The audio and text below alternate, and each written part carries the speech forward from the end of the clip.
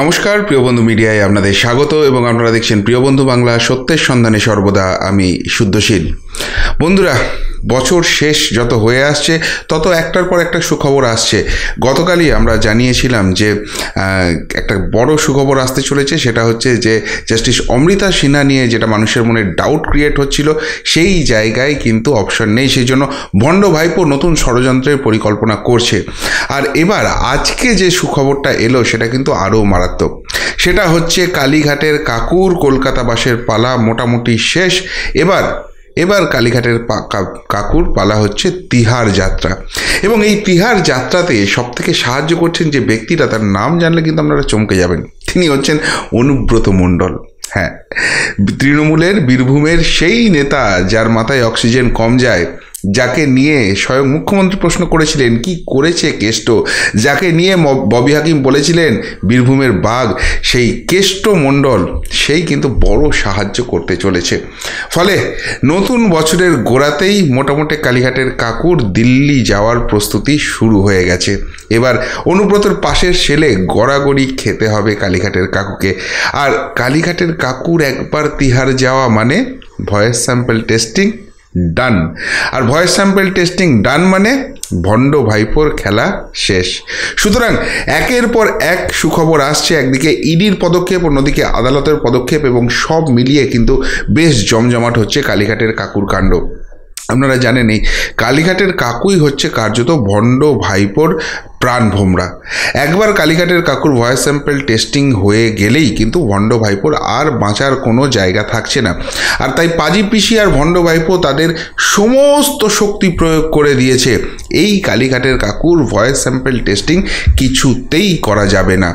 আর এই জায়গাতেই কিন্তু বড় বাজি মারতে চলেছে ইডি। আপনাদের বলেছিলাম যে ইডির কিন্তু একটা উচ্চ পর্যায়ের বৈঠক হয়েছে, এবং সেখানে কিন্তু তাদের যে আইনি পরামর্শদাতা টিম রয়েছে তাদের সঙ্গে দীর্ঘ বৈঠক হয়েছে, এবং সেই বৈঠকেই কিন্তু কালীঘাটের কাকুকে নিয়ে স্ট্র্যাটেজি ঠিক হয়েছে।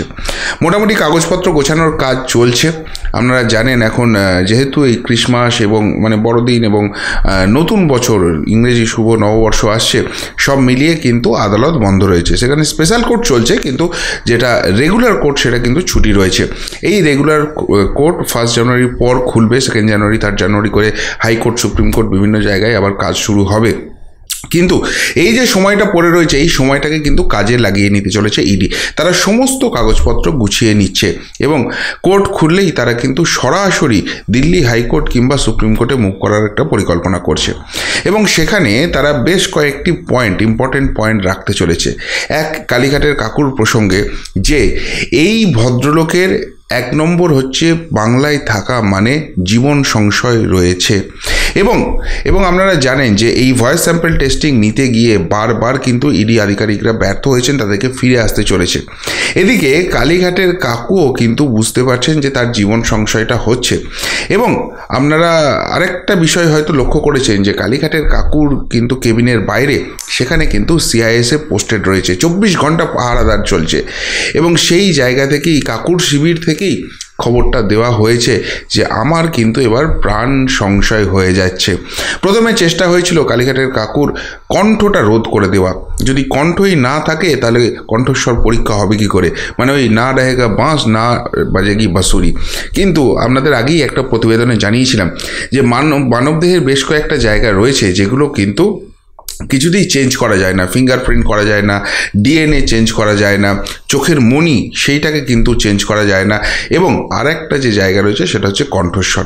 সুতরাং সেই প্রচেষ্টা যখন ব্যর্থ হয়ে গিয়েছিল, ভণ্ড ভাইপো যখন দেখলো আর সেই জায়গাটা করা যাবে না, তখন একটা জায়গা থেকে খবর আসে যে ভণ্ড ভাইপো কিন্তু এবার আরও বড় পরিকল্পনা করছে পাজি পিসির অনুপ্রেরণায়। এবার কিন্তু কাকুর দেহটা সাদা চাদরে মুড়ে বার করার পরিকল্পনা হচ্ছে।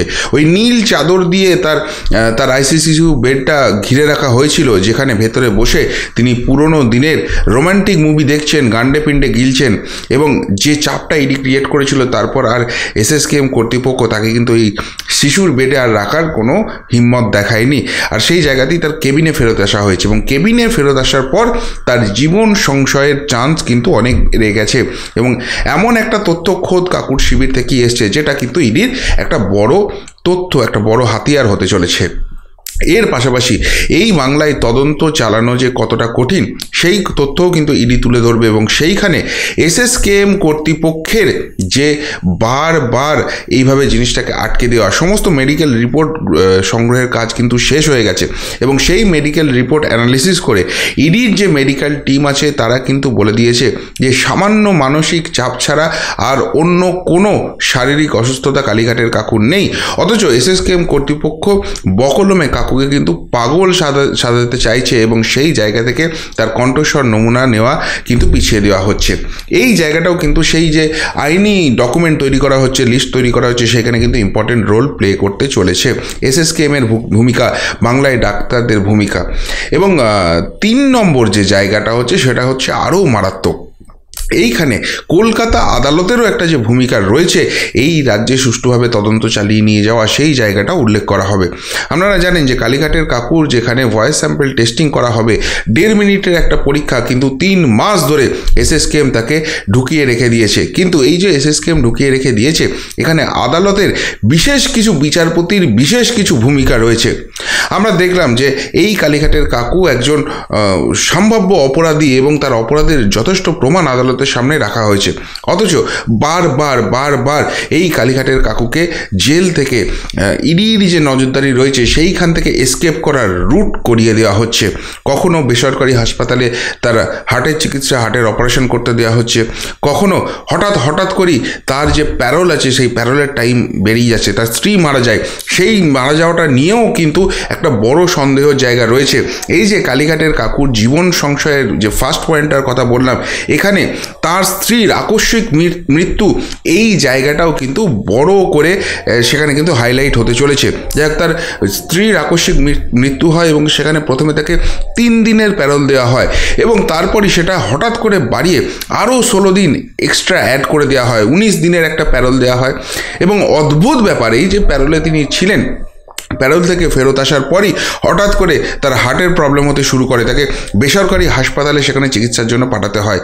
এরপর তাকে যখন আবার প্রেসিডেন্সি জেলে ফেরত আনা হয়, তখন কিন্তু সেই জায়গায় তার বুক ধরপড় করতে শুরু করে, এবং প্রেসিডেন্সি জেল কর্তৃপক্ষ তাকে এসএসকেএমে নিয়ে চলে যায়। সেইখানেই দীর্ঘদিন ধরে রয়েছে, এবং সেখানে সমস্ত পরীক্ষা নিরীক্ষা করেও যখন কিছু পাওয়া যায়নি, এমন পরীক্ষার জন্য ঠেলে দেওয়া হচ্ছে যে সেটা কোনো সরকারি হাসপাতালে হতে পারবে না, সেটা বেসরকারি হাসপাতালে করতে হবে, এবং বেসরকারি হাসপাতালে করতে গেলে 6 থেকে 15,000 টাকা খরচ আছে। এখন এত দামি টেস্ট, সেই টেস্টটা করার জন্য পয়সা কে দেবে? প্রেসিডেন্সি কর্তৃপক্ষ দেবে, এসএসকেএম কোথা থেকে পাবে? এই নিয়ে চিঠি চালাচালি করে ব্যাপারটাকে ডিলে করা হচ্ছে, এবং যতক্ষণ পর্যন্ত না সেই টেস্টটা হচ্ছে ততক্ষণ তাকে ফিট সার্টিফিকেট দেওয়া হচ্ছে না। তার ফলে ইডি যখন আদালতে মুভ করছে, কিছু বিচারপতি রয়েছে, পার্টিকুলার সেই বিচারপতির এজলাসী মামলাগুলো চলে যাচ্ছে।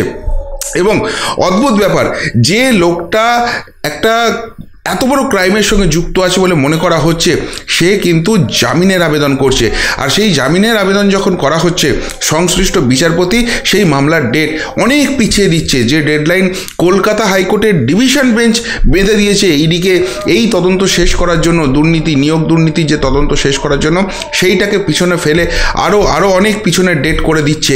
এই যে বাঁচানোর একটা প্রয়াস রয়েছে, অর্থাৎ এর মধ্যে 1 নম্বর পয়েন্ট হচ্ছে কালীঘাটের কাকুর প্রাণ সংশয় এবং তার স্ত্রীর আকস্মিক মৃত্যু, এটা পয়েন্ট নাম্বার 1 হচ্ছে। পয়েন্ট নাম্বার 2, প্রশাসনকে ব্যবহার করে, প্রশাসনিক চাপ ক্রিয়েট করে পাজি পিসি এবং ভণ্ড ভাইপো প্রভাবশালীরা তারা এসএসকেএম কর্তৃপক্ষকে ব্যবহার করে কিছু এমন মেডিকেল রিপোর্ট বানাচ্ছে যেটা বাস্তবের কোনো ভিত্তি নেই, এবং সেই পরিপ্রেক্ষিতে কালীঘাটের কাকুকে সিল্ড করে দেওয়া হচ্ছে, যেখানে ইডিকে পৌঁছতে দেওয়া হচ্ছে না। এবং 3 নম্বর, সেই জায়গাটায় পৌঁছতে গিয়ে আদালতের একটা অংশকেও ব্যবহার করা হচ্ছে। এই রকম ভয়ঙ্কর সব পেপার তৈরি করে কিন্তু ইডি এবার যেই কোর্ট খুলবে, নিউ ইয়ারের ছুটির পরই যেই কোর্ট খুলবে, সাথে সাথে কিন্তু কোর্টে মুভ করার পরিকল্পনা করছে। এবং সেই জায়গাতে তারা কিন্তু কাকুকে বাংলার বাইরে নিয়ে চলে যাওয়ার পরিকল্পনা করছে, এবং অবশ্যইভাবে সেই জায়গাটা হতে চলেছে তিহার জেল। এবার এই জায়গাটায় অনুব্রত মণ্ডল কিভাবে তাকে হেল্প করছে? অনুব্রত মণ্ডলের যেটা হয়েছে আপনারা জানেন যে এই অনুব্রত মণ্ডলকেও যখন গ্রেপ্তার করা হয়েছিল, তাকে প্রাথমিকভাবে রাখা হয়েছিল আসানসোলের সংশোধনাগারে, এবং সেখানে তাকে রীতিমতো খাসির মাংস থেকে আরম্ভ করে জামাই আদর করে রাখা হয়েছিল। এমনকি তার যে খাবার যেদিন ইচ্ছা হচ্ছিল, শুধুমাত্র তার জন্য নয়, ভুরি ভোজের আয়োজন সমস্ত জেলবন্দি কয়েদিদের জন্য করা হচ্ছিল। এবং এই অনুব্রত মণ্ডলকে যখনই বাংলার বাইরে নিয়ে যাওয়ার পরিকল্পনা হচ্ছে, হঠাৎ করে কোনো শিব ঠাকুর মণ্ডলকে নিয়ে আসা হচ্ছে এবং একটা 3 বছরের পুরনো কেস তুলে নিয়ে আসা হচ্ছে। সেইখানে মোটামুটি লোকজনের যখন আড়মোড়া ভাঙার সময় কোর্ট খুলেছে, সেই সময়ই তার সেই অর্ডার হয়ে যাচ্ছে যে তাকে কিন্তু বীরভূম জেলাতে নিয়ে যেতে পারবে এবং বীরভূম জেলাতে নিয়ে যাওয়ার পর তাকে যে রাখার ব্যবস্থা হচ্ছে, রাজকীয় জায়গা রয়েছে, এই যে সমস্ত কিছুটা ছিল সমস্তটাই ফলস। এবং সেই জায়গা থেকে অনুব্রত মণ্ডলকে তিহার জেলে নিয়ে যাওয়া হয়েছিল এবং তিহার জেলেও প্রাথমিকভাবে যেখানে রাখা হয়েছিল, এই প্রভাবশালীরা এমনই প্রভাবশালী যে সেইখানে অবধি অনুব্রত মণ্ডলের প্রাণ সংশয় করানোর চেষ্টা করা হয়, ইমিডিয়েটলি তার সেলটা চেঞ্জ করাতে হয়। আর এই এই এই এই সমস্ত রকম কিন্তু তথ্য প্রমাণগুলো সামনে রাখতে চলেছে আদালতের ইডি এবং সেই পরিপ্রেক্ষিতে কালীঘাটের কাকুকে এবার কিন্তু বাংলার বাইরে নিয়ে যাওয়ার চেষ্টা করা হচ্ছে এবং সেই জিনিসটা যদি একবার হয়ে যায় তাহলে কিন্তু আর এই কোনো এসএসকেএম থাকবে না, আর কোনো পাজি পিসি ভণ্ড ভাইপোর খেলা সেইখান অবধি পৌঁছতে পারবে না। এখানে অনুব্রত মণ্ডলের অন্ডকোষে গণ্ডগোল থেকে ফিসচুলা কত রকমের কি প্রবলেম শুনে ফেললাম, কিন্তু তিহার জেলে তিনি দিব্যি আছেন।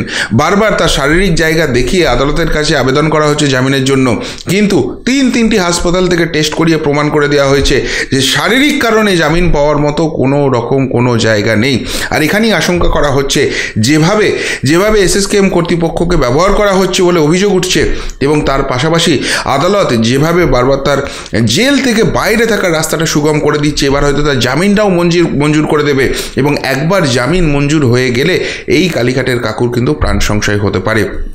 সেই জায়গাটাকে সামনে রেখেই কিন্তু তাকে এবার তিহার নিয়ে যাওয়ার প্রস্তুতি হয়ে গেছে। পুরোপুরি আইনি পরামর্শদাতা টিম তারা কিন্তু পুরো ডকুমেন্ট সব কিছু করে নিয়েছে, শুধুমাত্র কোর্ট খোলার অপেক্ষা, সেটা গিয়ে এস্টাবলিশ করা হবে।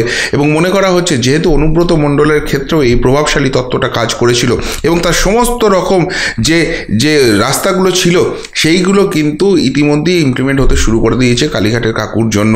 সুতরাং ফাইনাল ডেস্টিনেশন যদি অনুব্রত মণ্ডলের তিহার জেল হতে পারে, এই তদন্তের স্বার্থে, প্রভাবশালীদের হাত থেকে বাঁচানোর স্বার্থে এই কাকুকে কিন্তু তিহার জেলে নিয়ে যেতে হবে, এমনটাই কিন্তু ইডি এবার প্লি করতে চলেছে এবং সেই জায়গা থেকে তার তিহার জেলে যাওয়াটা কার্যত নিশ্চিত হয়ে যাচ্ছে। এবার তিহার জেলে একবার যাওয়া মানে এইখানকার ভণ্ডামি কিন্তু ওখানে আর কাজ করবে না, ভয়েস স্যাম্পল টেস্টিংটা হয়ে যাবে। আর যে মুহূর্তে ভয়েস স্যাম্পল টেস্টিংটা হয়ে যাবে সেই মুহূর্তে কিন্তু সেই সর্বোচ্চ প্রভাবশালীর মাথা ধরে টানাটানি শুরু হয়ে যাবে।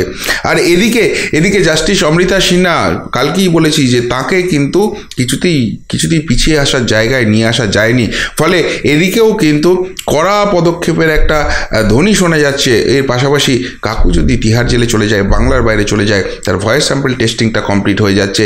ফলে যারা হতাশ হচ্ছিলেন যে কিছুই তো হলো না, কিছুই তো হচ্ছে না, সবই বোধহয় সেটিং হয়ে গেল, তাদের বোধহয় এবার হতাশা কাটার দিন এসে যাচ্ছে এবং নতুন বছরের গোড়ার দেখেই কিন্তু সুখবরগুলো আসা শুরু হয়ে যাবে, এমনই ইঙ্গিত কিন্তু ক্রমশ স্পষ্ট হচ্ছে।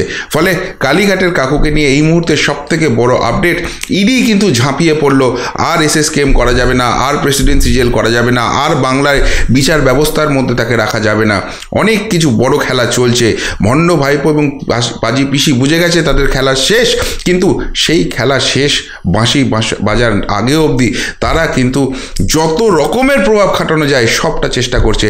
আর সেই চেষ্টা ব্যর্থ করার জন্য ইডিও কিন্তু এবার পাল্টা অ্যান্টিডোট দিতে শুরু করলো। ফলে খেলা হবে 2024 শুরু হলেই ভয়ঙ্কর খেলা হবে, সেই ইঙ্গিত উঠে আসছে। আর ইডির এই মুভ নিয়ে আপনারা কি বলবেন? যদি কিছু বলার থাকে অবশ্যই কমেন্ট বক্সে কমেন্ট করে জানাবেন। এখনকার মতো এখানেই শেষ করলাম, ফেরত আসছি নতুন প্রতিবেদন নিয়ে খুব তাড়াতাড়ি। ভালো থাকবেন, সাথে থাকবেন, পাশে থাকবেন। নমস্কার।